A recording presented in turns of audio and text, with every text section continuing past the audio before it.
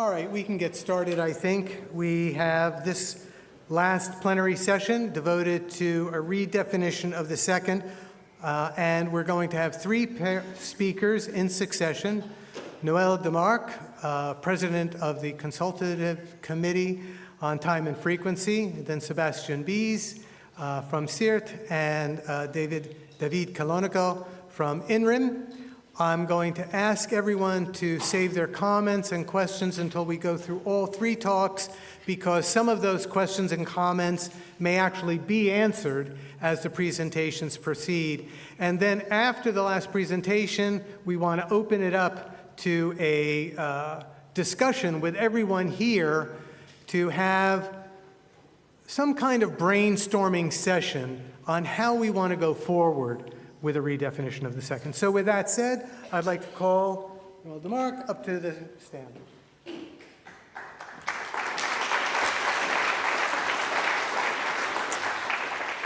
Hello everyone. First, thanks to the organizing committee of EFTF to provide a good opportunity to present some important information on the work of CCTF related to the redefinition of the second. So, as Jim said, we will have three presentations, and the first one, my presentation, will be a very, very general presentation, because as you know, it is an open public session, and so we thought that it is important to remind some basic principles concerning the definition.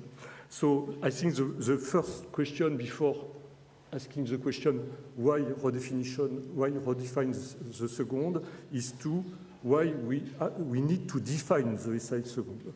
And so, in fact, we need to have a definition of the second because first it ensures that time and frequency measurement are consistent all over the world, traceable to unique time and frequency reference. And so this definition and the realization of the definition provides a common reference absolute time, UTC, and a common reference rate of the time flow, so a frequency, that is the SI second. And so this need of a definition concerns a lot of sectors, domains of application, such as scientific research, and the operation and interoperability of very important systems that are critical for day life, such as positioning and navigation satellite system, internet, and many networks.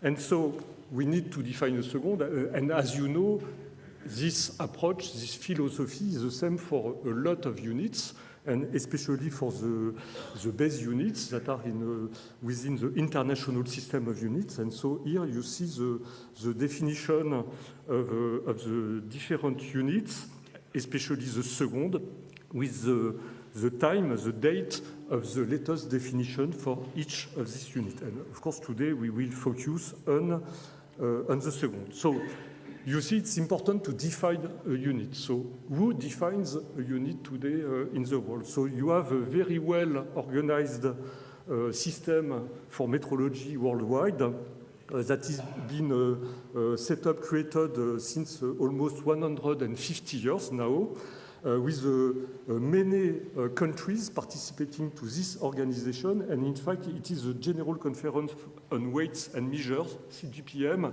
that will take the decision to change a definition. And before taking the decision, of course, there will be different committees, the CIPM, that is the International Committees for Weights and Measures, that will prepare the resolution for the GPM. And CIPM will rely on a number of consultative committees, each consultative committees for each unit, and of course CCTF for time and frequency. And at the end, BIPM, Bureau International des Poids et Mesures, will ensure the coordination of the international measurement system, especially in the field of time and frequency. And in the field of time and frequency, BIPM, as you know, is the home of the UTC, the Coordinated Universal Time, that is a unique international reference for time.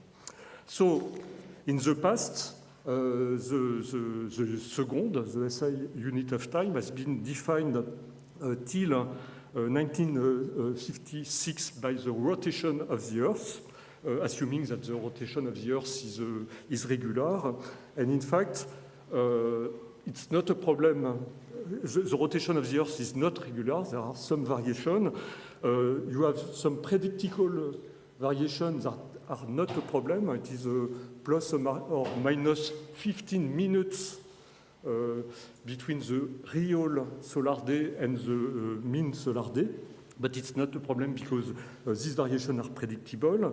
But you have also unpredictable variations that are due to many effects, either external effects, tides, atmosphere, etc., but also inner effects, for instance, the interface between the core and the mantle. And as you can see on this curve, this variation have some signature, seasonal signature, but you cannot predict, and so it is a problem. And so this variation have been observed since, let's say, 1930s. And so the definition of the second change to replace the rotation of the Earth, the duration of the solar day, with the duration of the year.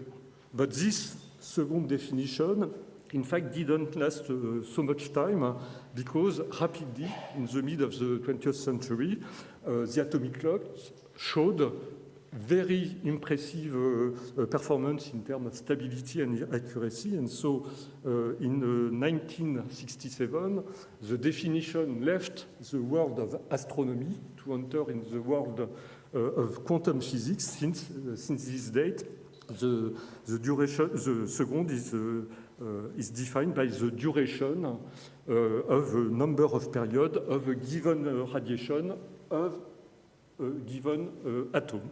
And so you see that it was not only a change between astronomy and quantum physics, but it was also a change in the basic measurement, because before, with astronomy definition, it was an observation of an angle or a phase of a celestial movement, rather than with quantum physics. The definition, the realization of the definition, relies on the use of an atomic resonance to lock the frequency of an oscillator. So I think that almost everybody knows how an atomic clock works, but I think it's very rapidly, it's important to remind because it will be useful for the following talks. So I remind you that an atomic clock, at the basis, this is an oscillator that can have a frequency either in microwave or optical domain. And of course, the output signal frequency will depend on the oscillator properties. And of course, it will depend on edging, temperature, pressure, and so forth. So the very simple idea in an atomic clock is to compare the frequency of the oscillator to the resonance frequency of an atom or an ion.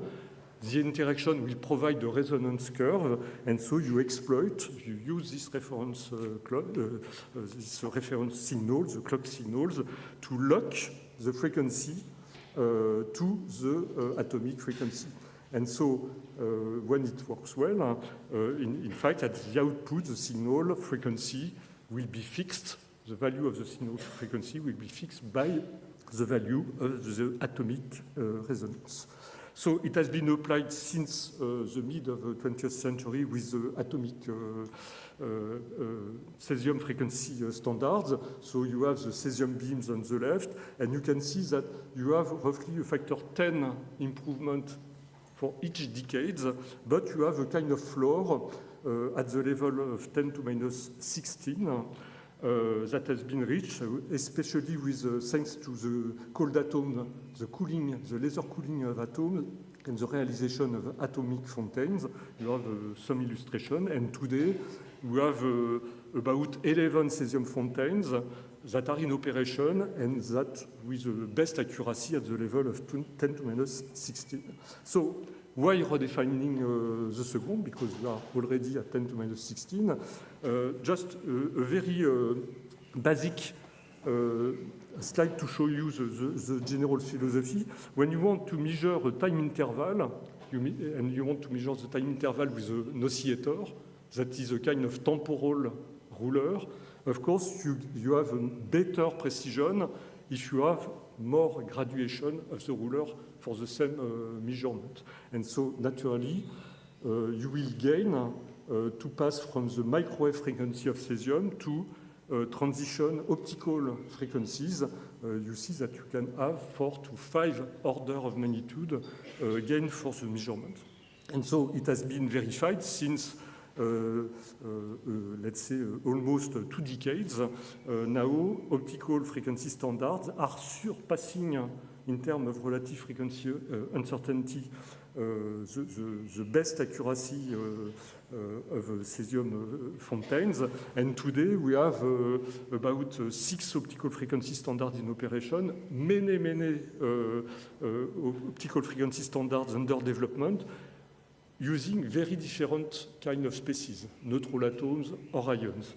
And the best uncertainty are today at the level of 10 to minus 18, very impressive. So we can ask the question,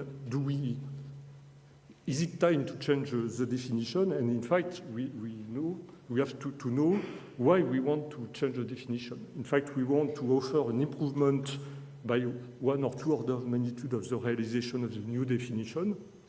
On short term, we want to be sure that the new definition will be in continuity with the current one. Of course, we do not want to have any gap. We want to be sure that by changing the definition, we will improve the quality of the international reference timescale, and especially TI and UTC. And with the new definition, we want to be sure that we will be able to disseminate the unit towards the wide categories of users, and that it is acceptable by all the institutes and the stakeholders.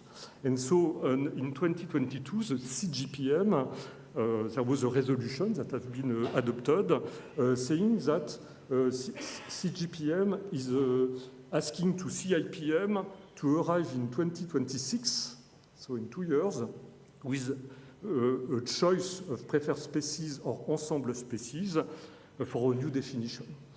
And so you see what is the situation today. To answer the need of CGPM, in fact, CCTF has set up a dedicated task force, and this task force is very active with more than 35 persons working together from all major laboratories for all countries and regions, with 3 subgroups. You will have a presentation related to the subgroup 1, working on the possible redefinition options, subgroup 2, working on the monitoring of the fulfillment of mandatory criteria, because we want to be sure that when we will change the definition, the situation will be better. And the criteria are not only on optical frequency standards, but also on time frequency transfer techniques. And there is a third subgroup that is working, it is a cross-cutting group that is working on education and diffusion of information, and it is important, and today what we are doing is under the umbrella of this subgroup, because it's important to communicate about the different possibilities and the task force. And so, as you will see, and we will see in the discussion, a huge work has been done by the CCTF task force. Special thanks to task force members and chairs. You have the list here. And in fact, now we have a real challenge, because if we want to be ready for a redefinition in 2030, we need to reach in 2 years a consensus on a short list of preferred options and a roadmap to satisfy the mandatory criteria before the definition in 2030. So, in conclusion, I would like to say, stay tuned, informed. The definition may arise in 2030 or later if we are not ready in 2030. And you can imagine that the task force is preparing a lot of documents to help for the decision. Not all the documents are public, but on the homepage of BIPM, you have a dedicated web page where you can find some interesting information, articles, published articles, and also a frequency asked question page web page that is very useful. If you have any questions, you may find the answers. Thank you for your attention, and I stop there. Thank you.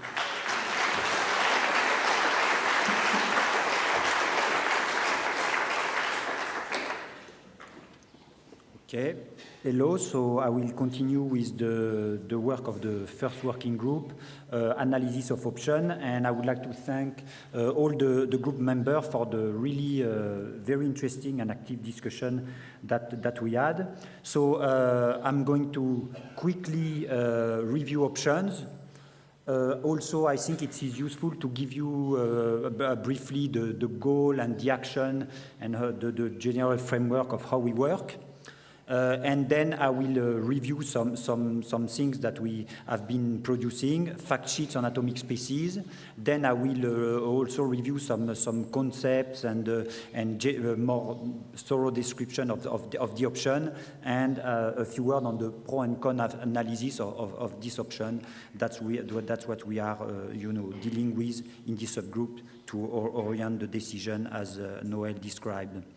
So I won't come back to the current definition based on cesium. I copied here the CGPM resolution 2018, and so we are now considering several options. Option one, I think, is the one who everybody is really familiar. The option one would be, instead of cesium, select another transition, choose a number, of course, caring of continuity, and that will be the new definition.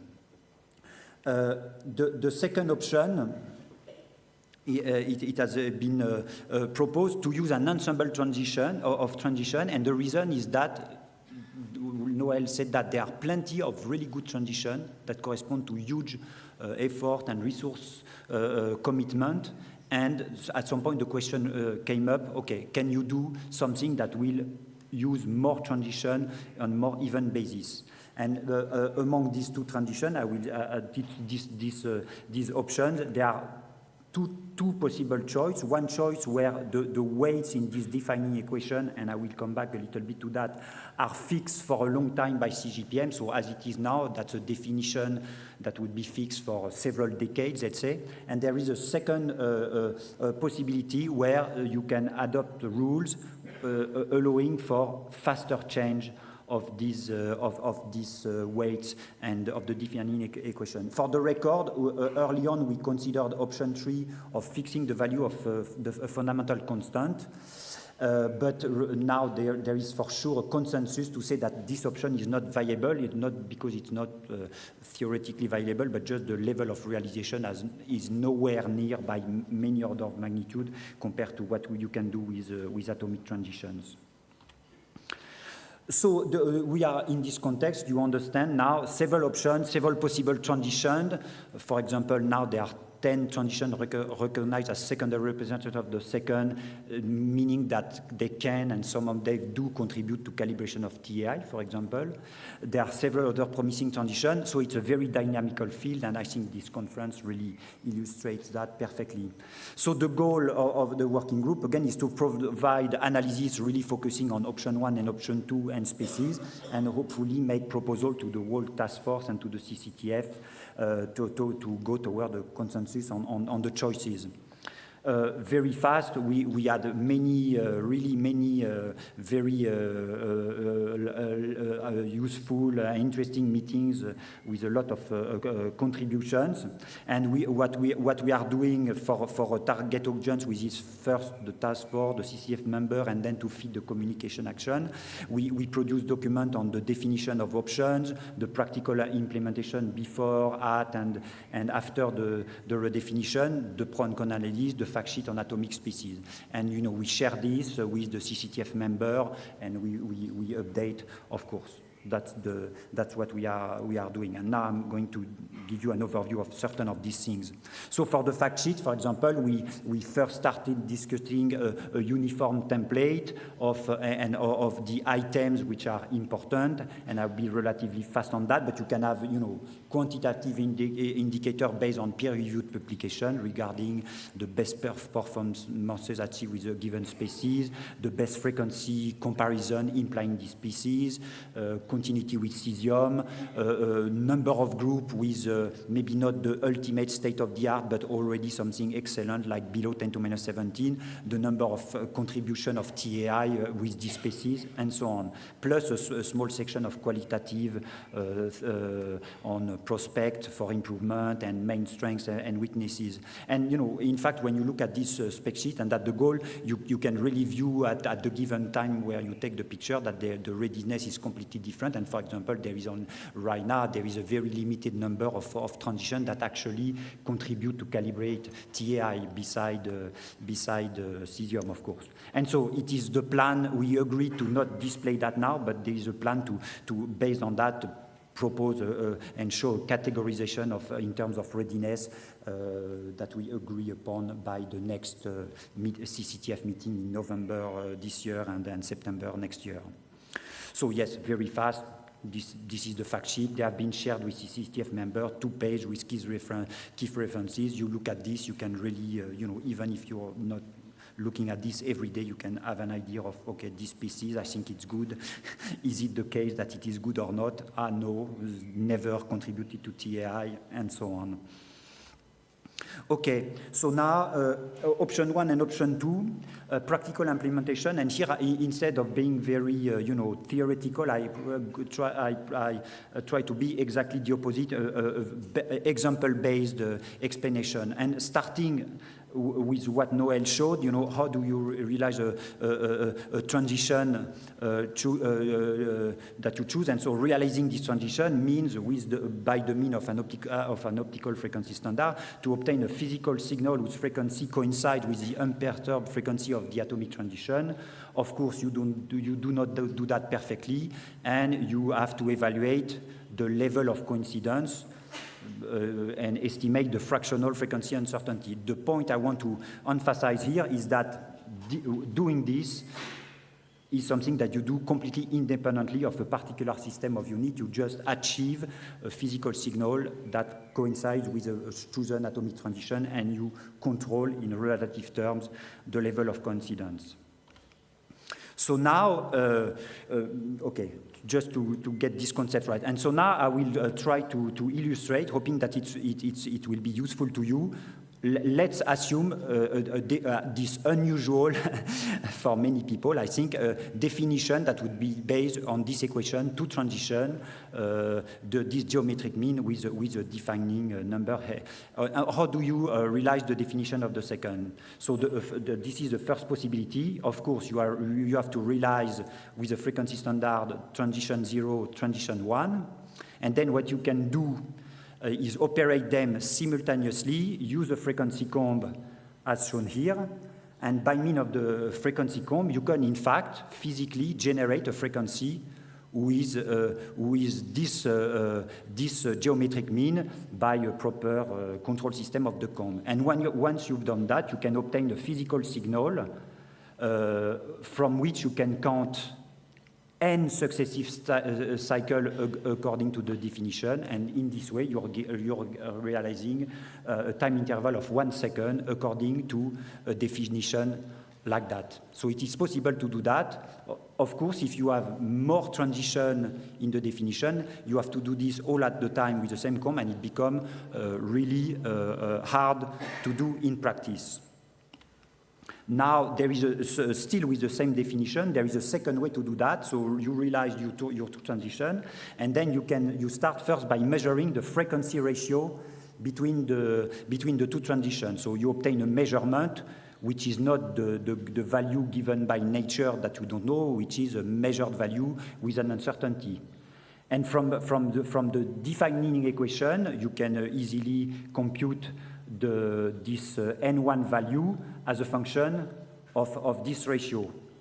And from the ratio measurement and the defining equation, you can get this N1 value, the value of the frequency of transition 1, with an uncertainty, the uncertainty in the ratio measurement by this equation. And so you get the numerical value of the frequency 1 according to this transition. And of course, you can do that symmetrically with transition 0 or with all transition if you have a definition with more transition. And so then, if you realize the atomic transition 1 with the frequency standard and count N1 successive cycle of the signal, then you realize the time interval of 1 second, and the uncertainty of the realization here will include both the uncertainty of the standard when you're doing the realization and the uncertainty of the measurement of the ratio that you've done before. But, you know, you can make frequency standard 0 and 1 that progress to whatever level you like if you're really good. You can measure the ratio as good as the standard are, and therefore you can realize the definition by this means without any other limit than that. In practice, what is proposed is that the CTF, to help people, will produce and update recommended values and uncertainty for this NI coefficient. And I will try to show you or remind you how the scheme works. And this is a scheme which is, in fact, to a large extent already in place for the secondary representation of the second. So at the start, you have realization of atomic transition, you know, the physical process. There is no notion of system of unit. And maybe over time, you know, some will stop being realized and some will start being realized. So now a subset of these transitions are maybe included in the definition, and you can also think of option 1 if you have only a single transition, the red one, for example. And so if you apply the defining equation and you apply the first scheme, then you will be able to realize the second with all the transitions at the same time, just like that. The second option is as follows. So with this frequency standard, you can do measurement of frequency ratio. So these natural quantities given by nature that you measure when you measure frequency ratio. And at a given time, so typically at each CCTF meeting, you can do a best estimation of the frequency ratio with a fit. And this is what Elaine showed us early on in the conference. Once you have this ratio, you can apply the definition according to what I showed for the second scheme. And there you go, you have recommended values for each transition with an uncertainty. And for a given time, you have this recommended value which is valid, from which you can take the value, realize transition 1, and realize the second, and so on with other transition. And of course, then either of these possibilities you can use to do your calibration, and in particular calibration of the TI scale interval. And again, that's what's going on. Assume one transition in the defining equation. That's what's going on to calibrate TI with secondary representation of the second.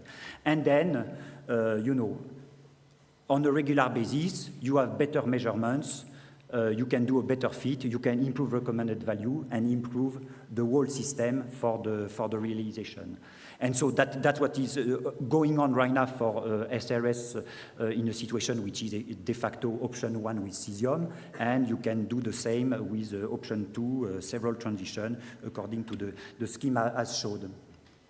So now option 2A, like I said, is choosing a subset of transition and fix the coefficient for a long term, and you know that's really what I was showing. Now, here I will be short, and it's possible to elaborate more. But how is option 2B with more frequent change of the weights? The first thing important to note, it's possible to have a quantitative criteria to trigger the change. So the idea is the following: regularly, typically at each CCTF, the fit of frequency ratio is updated with new measurement, as I show.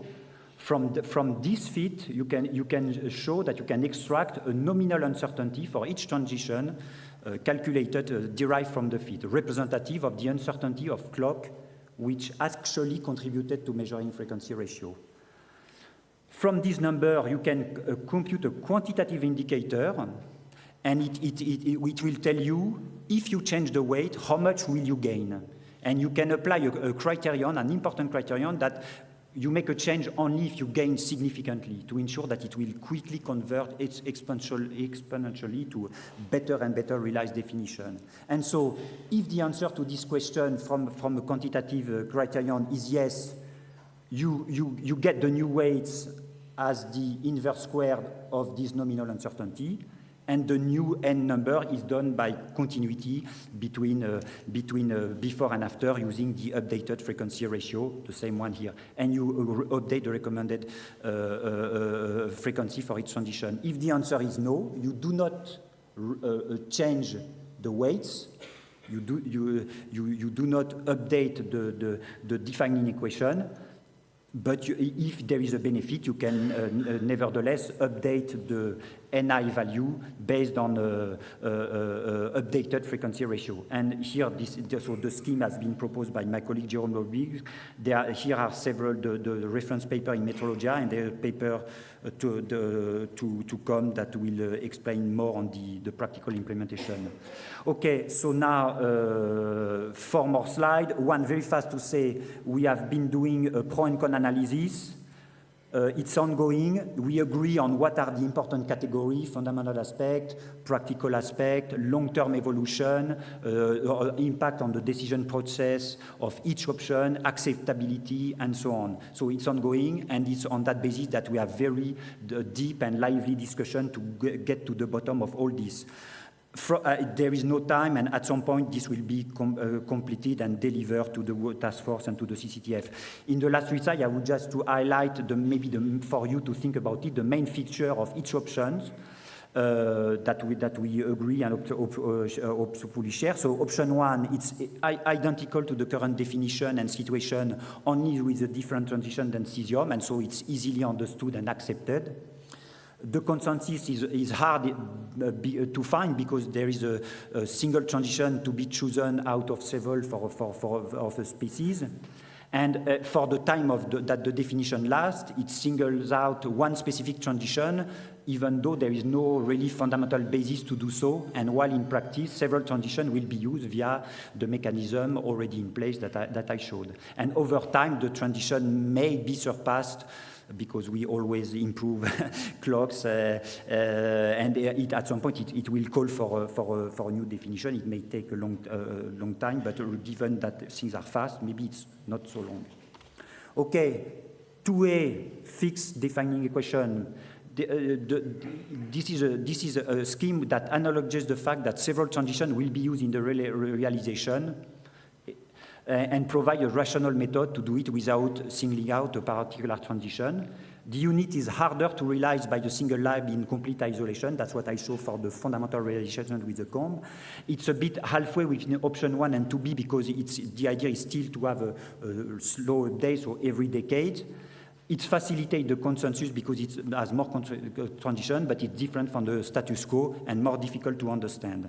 And finally, my last slide, option 2B, it also acknowledges the fact that multiple transitions be used. It's also harder to realize in complete isolation also, same as before. Now, of course, it solves the consensus on specific transition because any transition can be included at a time if it's performing well in the frequency ratio measurement, essentially. Some discussion, though, remain regarding certain rules to set the weights.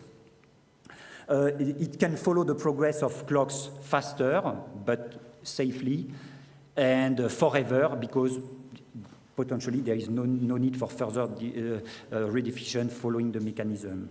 There will be a more frequent update of the defining equation to be tracked in some case, starting from the BIPM publication, but I would say the main thing is really the recommended value, and the recommended value, it's already there. You can check it on the website. And finally, of course, I think everybody understands it's definitely more disruptive because the CGPM will then adopt the scheme and not anymore a specific transition, and the continuation will be implemented at the CCTF and CIPM level.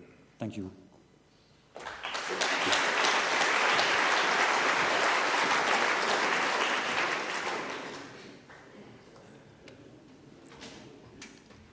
So, good afternoon, good evening. I'm Davide Calonico from INRIM in Italy, and I co-chair the group devoted to criteria for the redefinition, together with Tetsuya Ido from Japan and Stefan Weyers from Germany. And together with all these colleagues, we are working hard to serve the community in this complex process for having a redefinition. And the criteria have been chosen to state when we are ready to redefine after having chosen an option for the definition. And here you can see the mandatory criteria. There are others that are ancillary, but in this slide you can see also where we are of 2023. So you can see that there are some criteria that need a bit more attention.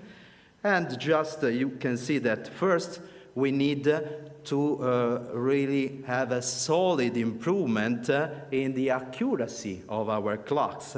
That is, we have to demonstrate solidly that we have 210 to the minus 18 or better.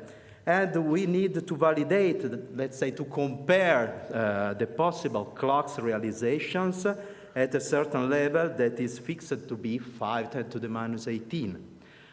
And we wanted to have a continuity with the definition based on cesium. And this has to be done at a certain level, the best level of cesium today. But also, the International Atomic Time poses a criteria because we need to improve TI. So we ask for 5 contributions at 210 to the minus 16. That for this opportunity is really important. And you see that others are a bit less critical, but we needed the availability of a sustainable techniques for optical frequency standard comparison, the knowledge of the local geopotential at the proper level because of general relativity, so clocks in a different geopotential can tick differently, so when you compare them, you have to refer to a same geopotential reference. The definition should allow future more accurate realizations. And last, we need to have an access to realization of the new definition. That it seems to be trivial, but if you redefine, you need the society to have access to this redefinition. And all of this has been published in this paper in Metrologia in 2024. And we are going to update the situation, and the next update will be just this autumn. The ancillary criteria are not mandatory, of course, but they are important. So I would like you to see them. So we need a continuous improvement of the realization of the time scales after the redefinition. The availability of commercial optical frequency standards is important, as well the high reliability of this optical frequency standard. Regular contribution of optical frequency standards to national time scales is considered really important, as well as high reliability of ultra stability links, time and frequency links, to compare and for dissemination, and improved quality of the dissemination towards users. So again, the societal impact or a definition is something that is important to be considered in this process. So I would just spend some more time on the 3 criteria that need some more attention. The accuracy budget of optical frequency standards is mandatory, and why is important? Because given a target accuracy, that in this case is 210 to the minus 18, it is important that the result is consolidated in different institutions, even using different atoms. So solid, diffused results at target accuracy, not few results in some institute. It's not what the criteria is asking us, or the criteria that we have decided together. And here you can see the definition. I will not read all the criteria, but you can see we need at least 3 optical frequency standards based on the same reference, demonstrated at the target accuracy, or at least 3 frequency evaluation of optical frequency standard based on different reference transition. So we have to be accountable, we have to be reproducible. And this is where we are today, and this is continuously being updated, but you can see that just the 3 atomic optical frequency standards are now achieving the target accuracy. We expect more to come, but this is the situation at the end of last year. The second important criteria is the validation of optical frequency standards, so measuring frequency ratios, so comparing clocks. So giving the results of accuracy, target of accuracy, it is important that this result is consolidated with comparison between institutes, between different realizations. Again, solid, diffused, and consistent results. So here, again, you can see a very specific, and I can say also quite hard request about comparison with the same clock transition or with different clock transitions at a level of 510 to the minus 18. So we are not there, and this is important. And how we compare? So there are at least 2 available techniques now. One is available worldwide, so we can use transportable optical clocks. They have demonstrated to have a suitable uncertainty to test the criteria. And we have 3 fully operational transportable clocks today, and more are in progress. So we expect in 5 years to have 5 to 7 transportable optical clocks. But today we have another mean that is available regionally, and this is the technique, the so-called coherent optical fiber links. We can compare clocks at the target uncertainty with this technique. It is reliable, but is it capable to scale up to intercontinental comparisons? So we don't know in this moment.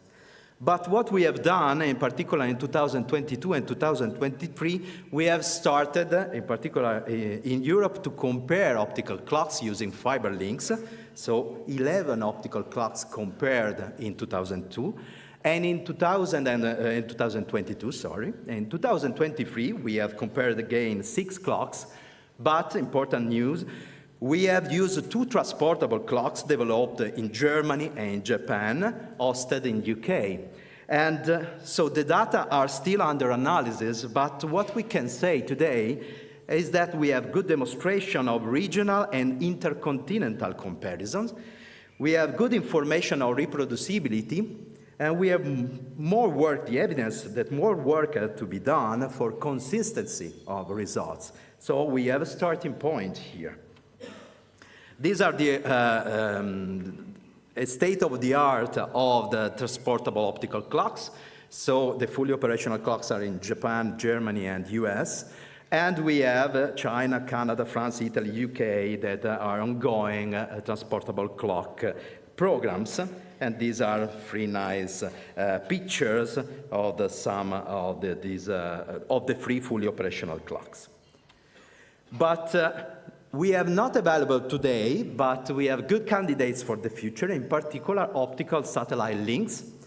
The early demonstrations on these show suitable uncertainty and a global coverage. So it's not clear the time needed for a relevant network of optical satellite links, but probably this is today how can I say, the most interesting venue to reproduce a bit the situation that we have today with the microwave clocks.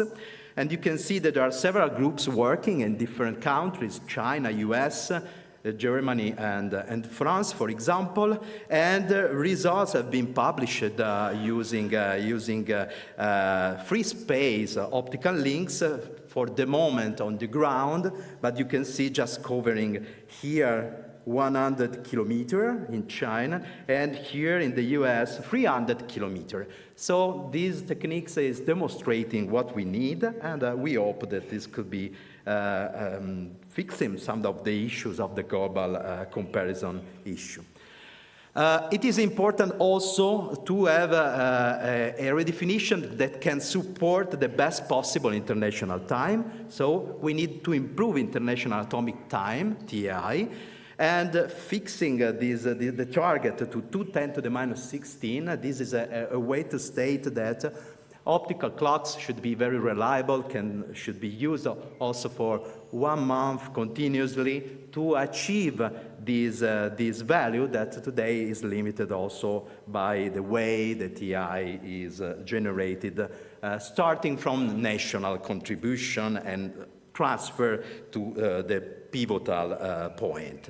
So this is the third important target and criteria. Here you can see by formal reports of the BIPM that 8 optical frequency standards contributed to TI, 140 contributions in 9 years, but the total uncertainty is still larger than 210 to the minus 16. But again, we have a good starting point here. So my conclusions. So criteria, we have a good starting point, but hard work to be done. And all these points are a bit a recap on what I have been saying in the last 10 minutes. We need the accuracy of the optical clocks to be consolidated, as well as contributions to TI. And the campaign in 2022 and 2023 in Europe, and the first involvement in 2023 of transportable optical clock in an intercontinental comparison, has given us several indications. First, the maturity of involved technologies, clock, fiber links, transportable clocks, but also the indication of reproducibility, and that more work is needed on consistency in comparisons. So, again, if we think about 2 campaigns per year in the following 6 years, we can have 10 campaigns, and this is a good pace in a try-and-error scientific attitude.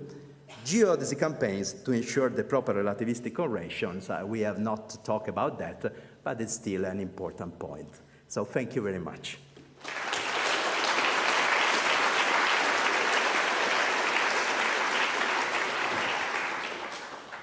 So I'd like to open it up for some questions, and I'm going to ask all 3 of our speakers to come up on the stage. And one thing I'd like to say very quickly is that we're going to have, at least 15 minutes of open discussion to bring up issues that people think are important and for our 3 speakers to deal with. But after that 15 minutes, I'd really like you to all stay around because there are going to be some very important announcements that I think it's Gaetano is going to need to make. So with that, let the microphones begin.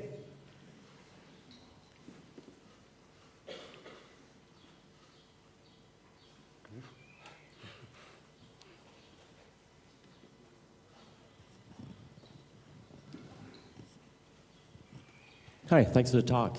What about nuclear transitions? Are they planning to be involved in this, or is this only optical atomic transitions? Electronic? Yes, I think if I understood properly, your question is about the thorium transition, which is a nuclear transition of a different nature. As far as I know, I mean, it can be debated, but I think for any practical purpose, it's just as fundamental as an atomic transition and so on. And so the thorium transition could be included in the scheme. But, it's far in terms of fact sheets. Yeah, I have two small points. The first is rather a comment. I think there is another transportable clock at PTB, so in total there are 4. And the question is whether you could mention a few like society needs. I mean, to some extent, we are not doing the whole stuff here just for our, how to say, research curiosity, but there is a need probably behind it. So do you see that the society need for an update of the realization of the second? There are society needs for the updates. And I think that we can see in the past that even if some society needs are not identified before the improvement of the definition, then after, when you have access to better time scales, because the objective is also to have a more accurate and more stable time scale on long term, new application may arise. So today there is not an application that is demanding on very urgently redefinition.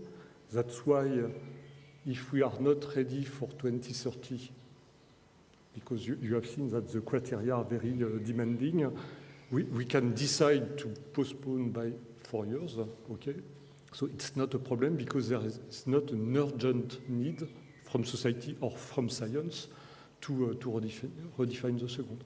But at the same time, if we wait too long time, if we wait longer to redefine the second, I think we will have the same kind of question as we have today, because there will be new species and also new species and so on. And we have also to be sure that the current definition that is realized with cesium, with the cesium fontaine, that all the cesium fontaine will continue to operate over a long time, let's say till 2035 or 2040. So we have to be sure about that, to have sufficient cesium fontaine, because today's cesium fontaine are no longer research tools, they are operational system, operational instruments, and we have to find manpower to operate this in the labs. So it's not only a problem of society needs, it's also a problem of strategy of the labs. All the institutes are putting a lot of resources in new optical frequency standards, but they have to keep a minimum of resources on the atomic fontaines.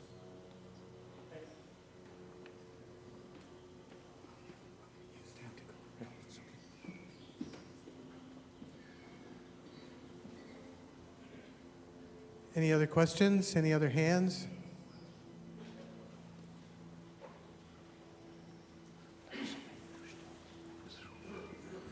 So this is just out of curiosity.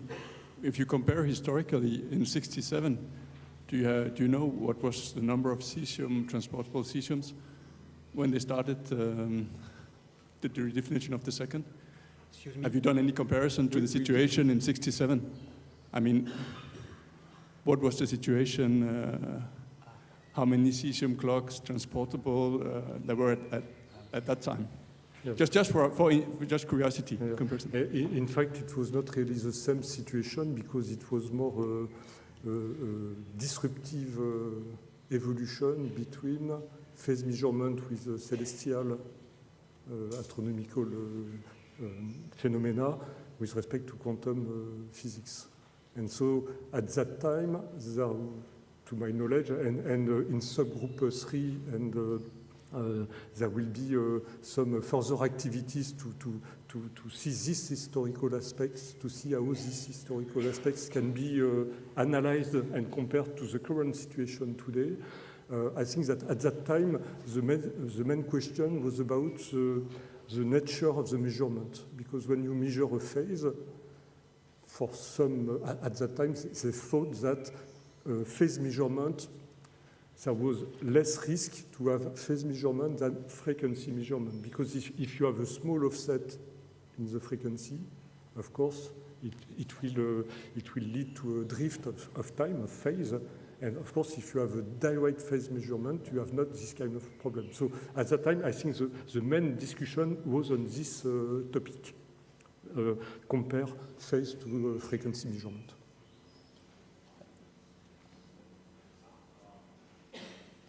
I wonder, has one set the bar too high?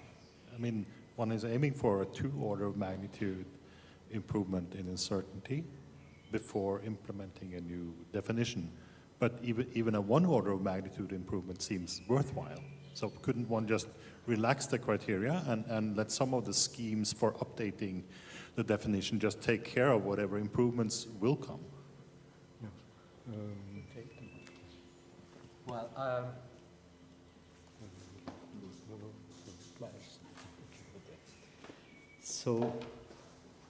well, there is a bit of debate on that, but I think that for the moment, the criteria are the ones that we had thought about. So just to admit, just to have, how can I say, a lower level, just to make things a bit easier, can be considered, but I think much in advance. If we have this accuracy that we are declaring, and we aim also, there is also discussion about which kind of redefinition can leave the door open to improvement. So I think it would be a bit reductive just to be fine with 10 to the minus 17. So this is something that has been discussed, and of course, the more critical points are the level of, but if you don't compare the level of accuracy, then you have some inconsistency and incoherent statements over there. This is, I think, is quite an important point.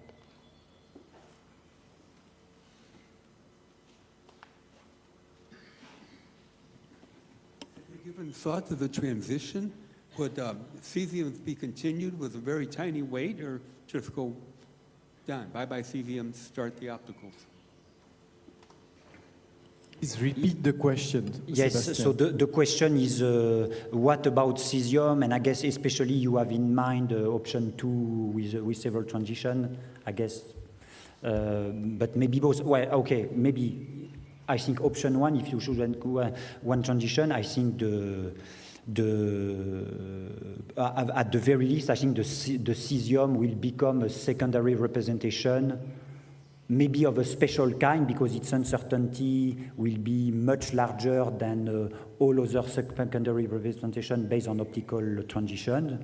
But I think there is the need that the cesium fontaine can contribute according to the rules if you have option 1. And in option 2, I think yes, it is one of the possibilities offered by option 2.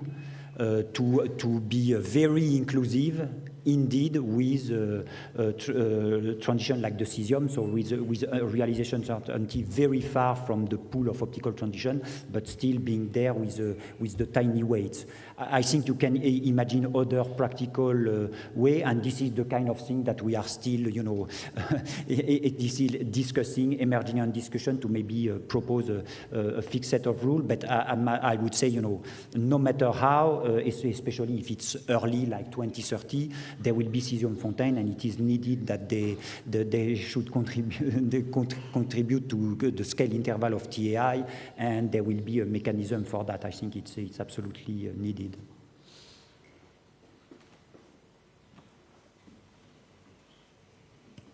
A question for all the researchers. In the past time, when we talk about microwave comparison with links, the biggest problem was their symmetry. How you measure their symmetry of a link up and link down? And this is the same problem for optical clock comparison or not? Okay, so it's something that has been a bit, how can I say, a lower problem with the optical fiber links. If we move to optical satellite links over there, I think we can find all, how can I say, in principle, all the situations that we encountered with microwave. So I think that we have decided to put the slide on the optical satellite links because, again, it's very good, the point where we are with the global coverage and the possibility to compare clocks all around the world. This is something that we would like to have back also on the optical scenario. And so I think that on the regional level, this may be a smaller problem coming back to satellites.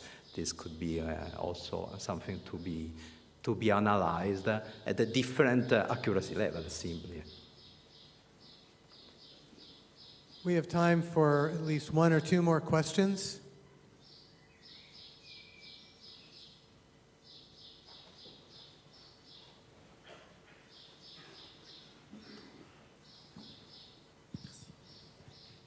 Is there a criteria about how or where these clocks should be? Should be there? Any country should have one, or each continent should have at least some of them, or is there criteria on that sense? Okay, the question is on a sort of a global coverage of realizations to redefine. There is not a specific criteria stating, okay, there should be X nations, countries that can realize that, because I think it's not the philosophy. But if we look at the real situation, and also looking back to the 60s, now we have a lot of countries developing optical frequency standards. So the coverage of optical frequency standard is quite wide at a global level. Of course, not all the main countries are now at the accuracy target, but I think there is a good variety of clocks and a good coverage. Then there is not a specific criteria on that, but the capability to have this realization in society and in countries is something that is a bit considered within the criteria. If I may add, there is a criteria on the acceptability of the new definition by the community, by the institute. And of course, if we choose a new definition with a realization from only one or two institutes, it will not be accepted by the whole community. So within this criterion, in fact, we can answer that. And it's, that's why also we cannot redefine in 20 years, because some institutes are waiting for the new definition to choose the species and the transition they will develop in their own institute. So we cannot wait too long. I'd like to offer the opportunity for one last question right there.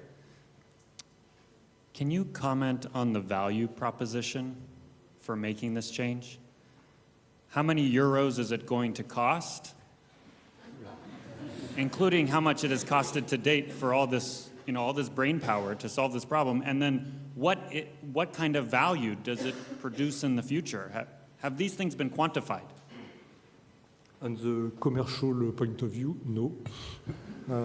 And I think if you want to, it's a very good question. If you want to quantify the importance of the definition, the current definition of the worldwide trade and so forth, it's very hard to give a precise number. But it's a good question to have this kind of impact if we change the definition. Yeah. Well, with that, I'd like to have us all thank our three speakers for this plenary session.